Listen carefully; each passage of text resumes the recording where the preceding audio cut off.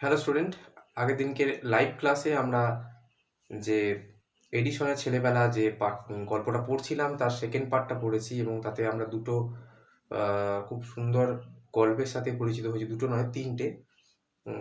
তো ছোট ছোট যে গল্প, তার জীবনের গল্প, ছোটবেলাকার দুষ্টুমি মিশ্রিত গল্পগুলো যেগুলো শুনতে খুব ভালো লাগে। তো এই গল্পগুলো আমাদের সবাইকার জীবনেই যেন কম বেশি কিছু রয়ে গেছে। হুম, তোমরা এখন সেই শৈশবের মধ্যেই আছো। তোমরা তবুও তোমাদের কিছুদিন আগে আগে ঘটে যাওয়া কিছু ঘটনা তোমাদের এখনো যেরকম হাসির বা আনন্দের উদ্রেক করে বা কোথাও মনে আনন্দ দেয় বা তোমার পরিবারের প্রত্যেকটি মানুষকে বারবার সেগুলোকে স্মরণ করায়, ঠিক সেরকমই এই ঘটনাগুলো যেন চিরস্মরণীয় হয়ে থাকে প্রত্যেকটা মানুষের কাছে। তো আমরা যে এডিসনের ছেলেবেলা নিয়ে পড়ছি, তো তার ছেলেবেলার মধ্যে যে সমস্ত ঘটনাগুলো শুধুমাত্র একটা জিনিসেরই সাক্ষ্য দিয়েছে, সেটা হচ্ছে তার বুদ্ধিবৃত্তি, তার মেধা, তার যে ভবিষ্যৎ জীবন, সেই ভবিষ্যৎ জীবনের একটা শুভ সূচনা সেই ঘটনাগুলোর মধ্যেই ঘটে গেছে। তো দেখো, যখন সে যে কোনো শিক্ষা ব্যবস্থার মধ্যে না থেকে, কাঠামোর মধ্যে না থেকে, কোনো স্কুলে না গিয়ে সে শেখবার চেষ্টা করছে প্রত্যেকটা জিনিস। ইভেন যখন সে কাঠুরিয়াদের কাছ থেকে গান পর্যন্ত শিখে নিচ্ছে, সেই ঘটনাও আমরা দেখতে পাচ্ছি। এটা আমাদের মনকে খুব ভাবায় যে সামান্য পাশের কাঠুরিয়ারা গান করছে, তারা কি গান করছে, তার সুর কি, সেটা সে শিখে ফেলেছে অতি অল্প বয়সেই। তারপর দেখো, পড়তে বসে বইয়ের অনেক প্রশ্ন নিয়ে বালক মাথা ঘামায়। মাথায় তার একরাশ বড় বড় চুল, যতই চিন্তা করে ততই বাঁ হাতের আঙ্গুলিগুলি চুলের মধ্যে ঢুকিয়ে দিয়ে চুলগুলিকে অবিন্যস্ত করতে থাকে। ক্রমে এটা তার স্বভাবে বা মুদ্রা দোষে পরিণত হয়। তো তার এই পড়াশোনার সাথে সাথে সে পড়ার যে জায়গার যে বইয়েতে বিভিন্ন, দেখো আমি তোমাদের আগের দিন ক্লাসে বলছিলাম যে তার কোনো সিলেবাস ছিল না, তার কোনো গণ্ডি ছিল না যে এইটাই তাকে পড়তে হবে। দ্বিতীয়ত, তার কোনো সেরকম কোনো টিচার ছিল না যে তাকে বুঝিয়ে দেবে প্রত্যেকটা জিনিসকে। ফলে তার কাছে ডাউট আসা সম্ভব, কারণ সে তার বয়সের থেকে আরো বেশি মানে হায়ার লেভেলের কোনো বই হয়তো পড়ছে, তাহলে সবসময় যে সে সেটা বুঝতে পারবে, আবার এমনও সে যে সেটাকে ছেড়ে উঠে যাবে না। ফলে তার একটা চিন্তা ভাবনার জগতে সবসময় একটা জিজ্ঞাসা চিহ্ন বসে থাকতো।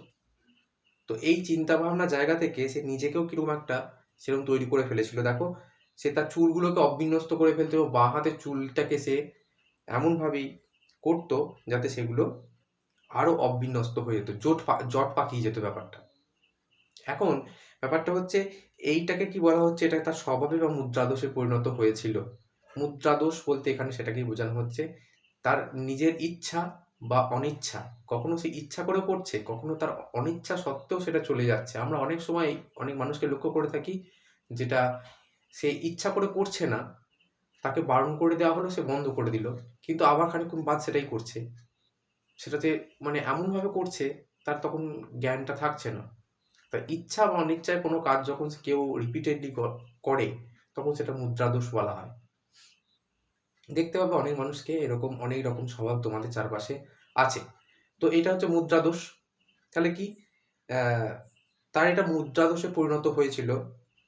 ছেলের এই বদ অভ্যাস দূর করার জন্য স্যামুয়েল এডিসন একদিন নাপিত ডেকে ছেলের মাথার চুলগুলি খুব ছোট করে ছাঁটিয়ে দিলেন।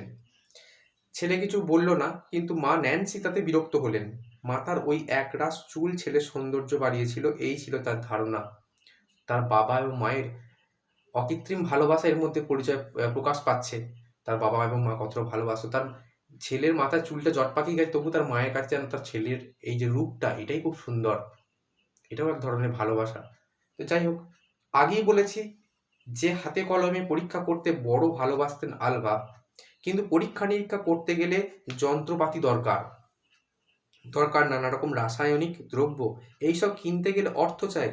বালক আলভা এই বই পড়ে এই অর্থ তার বাবার কাছ থেকে সংগ্রহ করত। আমরা আগের দিনকে দেখেছি, তার প্রত্যেকটা বই পড়ার পরে তার বাবা তাকে পরীক্ষা করতেন এবং পরীক্ষা করার পর তাকে 25 সেন্ট করে উপহার দিতেন। তাহলে সেই 25 সেন্ট জমে জমে একটা অর্থ হয়েছিল। ফলে সেই তার যে পরবর্তী ক্ষেত্রে যে সমস্ত পরীক্ষা নিরীক্ষার জন্য যে সমস্ত জিনিসগুলো দরকার বা রাসায়নিক দরকার, সেইটা কেনার জন্য যে পয়সা, সেটা সেখান থেকে উঠে আসতো। ধীরে ধীরে বড় হয়ে উঠলেন এডিসন। 1870 থেকে 1931 খ্রিস্টাব্দের মধ্যে তিনি 1122টি যন্ত্রপাতি আবিষ্কারের পেটেন্ট লাভ করে তাক লাগিয়ে দিলেন বিশ্ববাসীকে। ভালো করে ভেবে দেখো, কোনো রকম কোনো ট্র্যাডিশনাল পড়াশোনা নয়, শুধুমাত্র নিজে পড়াশোনা করে একটা মানুষ 1122টা যন্ত্রপাতি আবিষ্কার করতে পারেন, যেটা কেউ আগে আবিষ্কার করেনি। এরপরে এখানে একটা নতুন শব্দের সাথে আমরা পরিচিত হচ্ছি, সেটা হচ্ছে পেটেন্ট করা। তো পেটেন্ট লাভ করে তাক লাগিয়ে দিলেন বিশ্ববাসীকে। পেটেন্ট জিনিসটা কি আগে দেখে নিই। পেটেন্ট নেওয়া জিনিসের মালিকানা সত্ত্ব থাকে উদ্ভাবকের। পেটেন্ট যার কাছে যে নেবেন, যে জিনিসটার প্রতি নেবেন, মানে তিনি সেটা আবিষ্কার করেছেন, তার আগে এটার কোনো আবিষ্কার বা সেটা নিয়ে কোনো উল্লেখ হয়নি, তো সেটা তার মালিকানা, সেই জিনিসটার মালিক সে। পরবর্তীকালে সেই জিনিসটা নিয়ে কেউ যদি কোনো রকম চর্চা করতে চায়, অবশ্যই সেই আগের ওই মালিকের পারমিশন তাকে নিতে হবে, বা সেই মালিকের নাম উল্লেখ তাকে করতেই হবে যে না, তিনি এর কাজ থেকে করেছেন। বোঝা গেল? তো এই ঘটনাটার সাথে বা এই যে সমস্ত আবিষ্কারগুলো, তার সাথে একমাত্র এডিসনের নামই যুক্ত থাকবে, অন্য কোনো বৈজ্ঞানিকের নাম কোনো কালে কোনো দেশে যুক্ত হবে না। এই যে ব্যবস্থা করা, এটা হচ্ছে পেটেন্ট।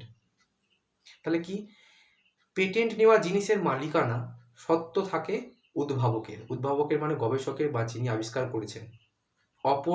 অপরে উদ্ভাবকের বিনা অনুমতিতে সেই জিনিস নকল করে বানালে আইন অনুসারে দণ্ড হয়। এখন তুমি একটা জিনিস বানিয়েছো, অন্যজনও সেই জিনিসটা তোমার দেখা দেখি নকল বানিয়েছে, শুধু রংটা পাল্টে ফেললো, কিন্তু সেখানে হবে না।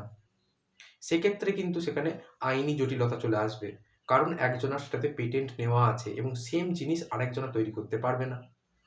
ঠিক আছে? তো এইটা হলো পেটেন্ট নেওয়ার একটা ব্যাপার। কাজে পেটেন্ট নেওয়া থাকলে আবিষ্কর্তার মালিকানা বা সত্ত্ব আইন দ্বারা সুরক্ষিত থাকে, সেটি কেউ চুরি করে নিতে পারবে না। তার যে আবিষ্কার তা অন্য কারোর নামে করা অসম্ভব। তো তার নামে 1122টি এরকম যন্ত্রপাতির পেটেন্ট রয়েছে। তো আমরা অতগুলো যন্ত্রপাতি নেটে সার্চ করে দেখতে পাবো কিছু কিছু। ঠিক আছে, আমি তোমাদের সামনে কিছু তুলে ধরছি, দেখো। কিছু কিছু তো তোমরা বুঝতেই পারবে, কিছু কিছু তোমাদের নেট থেকে তোমরা দেখতে পারবে। প্রচুর দেখার জিনিস আছে। ঠিক আছে, আজ তোমাদের ঘরে যে বৈদ্যুতিক বাল্বের আলোয় ঝলমল করছে, তার আবিষ্কর্তা এডিসনই। স্টোরেজ ব্যাটারি, যা প্রধানত মোটর গাড়িতে বিদ্যুৎ সরবরাহের জন্য ব্যবহৃত হয়, তাও এডিসনের আবিষ্কার। এডিসন টেলিফোন যন্ত্রে কথা বলার জন্য মাউথপিস এবং কথা শোনার জন্য ইয়ারফোন যুক্ত করে তাকে আধুনিক রূপ দান করেন। ঠিক আছে, তাহলে এখানে তিনটে নাম জানলাম। একটা হচ্ছে, প্রথমত হচ্ছে যেটা তার নামে পরিচিত খুবই, সেটা হচ্ছে বৈদ্যুতিক বাল্ব। তারপরে হচ্ছে স্টোরেজ ব্যাটারি, মানে যেটা ব্যাটারি ইউজ করা হয় গাড়িতে। দ্বিতীয়ত হচ্ছে টেলিফোন যন্ত্রের যে মাউথপিস, যেটা দিয়ে কথা বলা হয় এবং যেটা দিয়ে কথা শোনা হয়, ইয়ারফোন। এই দুটো তিনি সংযুক্ত করেন টেলিফোন যন্ত্রের সাথে, যাতে কথা বলা এবং কথা শোনা একই সাথে দুটো কাজই হয়। আর তারপরে আধুনিক টেলিফোন যন্ত্রে একই সঙ্গে কথা বলা ও কথা শোনা সম্ভবপর হয়েছে। এমনকি আরও কত যন্ত্রপাতি যে এডিসন আবিষ্কার করে গেছেন তার ইয়ত্তা নেই। এই কটা 1122টি হয়তো সফলভাবে তিনি আবিষ্কার করেছেন এবং এই কটার পেটেন্ট পেয়েছেন, কিন্তু এর বাইরে যে তিনি কত আবিষ্কার করেছেন, কত আবিষ্কার তার মনে রয়ে গেছে, কত আবিষ্কার তার খাতায় কলমে রয়ে গেছে, এবং কত আবিষ্কার যে অসফল হয়েছে, তার বোধহয় কোনো গণনা হয় না। তো যাই হোক, এমন আরও কত যন্ত্রপাতি যে এডিসন আবিষ্কার করে গেছেন তার ইয়ত্তা নেই। এডিসনের বৈজ্ঞানিক আবিষ্কারগুলির কথা চিরকাল স্বর্ণাক্ষরে লেখা থাকবে বিজ্ঞানের ইতিহাসের পাতায়।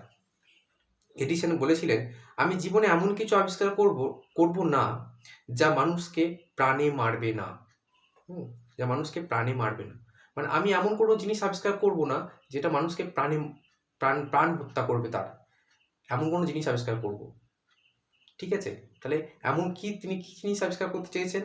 আমার সব আবিষ্কার হবে মানুষের সুখ ও সমৃদ্ধির জন্যে, তাদের ভালো থাকার জন্যে, তাদের সুখ এবং সমৃদ্ধির জন্যে, মানুষের মুখে হাসি ফোটাবার জন্যে। সত্যিই তাই। তো আমাদের গল্পটা এখানেই শেষ হয়ে যাচ্ছে, এবং আমরা এডিসন সম্পর্কে হয়তো বা অনেকজনাই জানতাম না। এই গল্পটা পড়ার পর আমাদের সবাইকার এডিসন সম্পর্কে একটু যেন কৌতূহল কোথাও তৈরি হলো, এবং জানবার ইচ্ছা হলো তার লাইফস্টাইল সম্বন্ধে, তার সম্পর্কে, যে কোনো রকম প্রথাগত শিক্ষা ব্যবস্থা ছাড়াই যে স্কুল থেকে বিতাড়িত, সে একবারেই মানে স্কুলের টিচাররা তাকে পর্যন্ত খুবই বোকা স্টুডেন্ট বলে মনে করতেন। সে আজকে জগৎ বিখ্যাত একজন গবেষক এবং তার নামে 1122টি আবিষ্কার রয়েছে এবং যেগুলো আমরা আমাদের প্রতিদিনের জীবনে আমরা এখনো পর্যন্ত ব্যবহার করে চলেছি। তো এটা আমাদের অবশ্যই মনে রাখার জিনিস এবং আশা করব তোমরাও বুঝতে পারবে। তো এরপরে আমরা অবশ্যই এরপরে টেক্সটের যে টেক্সচুয়াল যে কোশ্চেন অ্যান্সারগুলো রয়েছে সেগুলোকে নিয়ে আলোচনা করব। আর তোমাদের যে ওই রেফারি নটু কাকা থেকে যে তোমার হোমওয়ার্কটা আমি দিয়েছিলাম, অনেক আগেই দিয়েছিলাম, সেটা নিয়েও তোমাদের একটা পৃথক ভিডিও আমি তোমাদের তৈরি করেছি। খুব সম্ভবত তাড়াতাড়ি দিয়ে দেবো, কারণ আমি যতটা ওয়েট করে যাচ্ছি যাতে আরও কেউ দেওয়ার চেষ্টা করুক, কারণ খুবই সংখ্যায় কম। যেখানে 3টে সেকশনের মধ্যে অন্তত সেখানে 9জন 10জন স্টুডেন্ট অন্তত জমা দিয়েছে, বাকি এতজনা দেয়নি। একটা সামান্য হোমওয়ার্কে আমাকে এতদিন সময় অবধি ওয়েট করতে হচ্ছে, কিছু করার নেই। আমি দেখতে চাই আরও যদি একজনও অন্তত দেয় তাহলে উপকার হয়। যাক, আমি খুব তাড়াতাড়ি সেই ভিডিওটা তোমাদের আপলোড করে দেবো, তোমাদের কোনো চিন্তা থাকবে না। ঠিক আছে, ভালো থেকো, সুস্থ থেকো আর মন দিয়ে পড়াশোনা করে যাও।